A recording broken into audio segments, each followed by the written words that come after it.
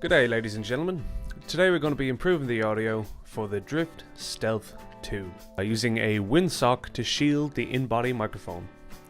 This could also be applied to any microphone or camera which has an in-body mic.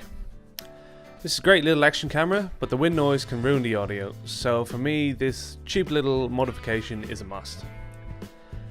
On Amazon or eBay you can pick up these Rycote overcovers. They're a small pack of fur covers that come with 3M sticky pads. My suggestion for this application is to throw away the sticky pads as they muffle the sound too much. Instead, find the hole for the microphone in the camera body, which is just under the camera's lens, and attach the fur cover over the hole using some super glue.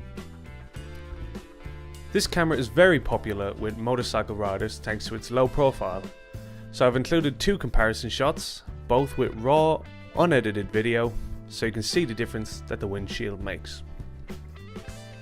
A word of warning, if you're wearing headphones, you may want to turn the volume down.